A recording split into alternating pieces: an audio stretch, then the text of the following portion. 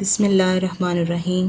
السلام علیکم، کیسے ہیں آپ سب؟ امید ہے آپ سب خیریت سے ہوں گے۔ الحمدللہ میں بھی ٹھیک ٹھاک ہوں۔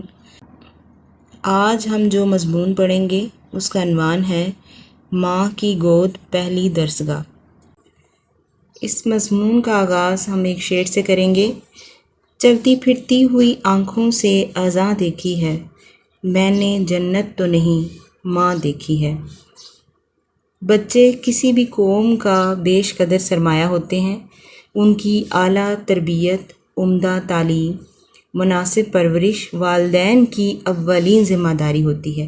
اسی لیے حضرت محمد صلی اللہ علیہ وسلم نے فرمایا، ہر بچہ دین فطرت پر پیدا ہوتا ہے، پھر اس کے والدین اسے یہودی، عیسائی اور مجوسی بنا دیتے ہیں۔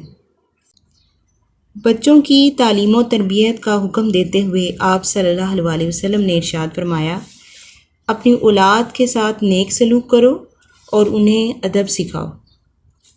اسی مقصد کے حصول کے لیے والدین خصوصاً مائیں ہمیشہ اپنی زندگیاں باغبان بن کر گزارتی ہیں اور پھر بہترین تربیت کی بنیاد کے لیے تیز دھوپ میں سایہ ثابت ہوتی ہیں۔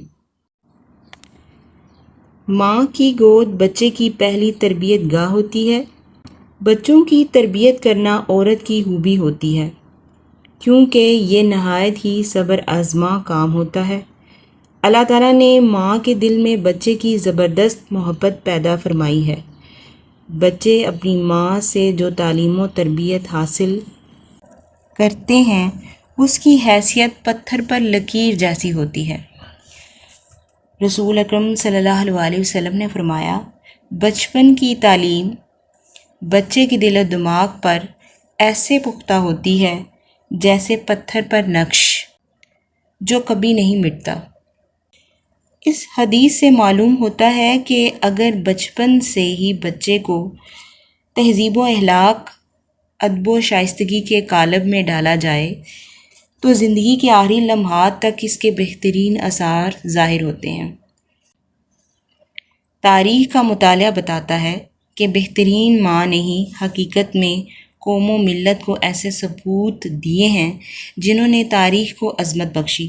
حضرت حسن رضی اللہ تعالیٰ عنہ اور حضرت حسین رضی اللہ تعالیٰ عنہ کی شخصیت سازی میں ان کی ماں حضرت فاطمہ رضی اللہ تعالیٰ عنہ کا بڑا اہم کردار رہا ہے۔ وہ ہمیشہ اپنے بچوں کو رضائے الہی کی بنیاد پر کام کرنے کی تاکید کرتی تھیں۔ اس کے علاوہ اور بہت سی مثالیں ہمارے سامنے ہیں۔ خواتین کو چاہیے کہ وہ اپنے بچوں کی تربیت ایسی کریں کہ بچپن سے ہی وہ نیکیوں کی طرف مائل ہوں، اچھائی سے پیار کریں اور برائی سے بیزار رہیں۔ اس طرح آپ کا یہ مضمون مکمل ہوا۔ مجھے امید ہے آپ کو سمجھ آ گئی ہوگی۔ مجھے دیں اجازت۔ اللہ حافظ۔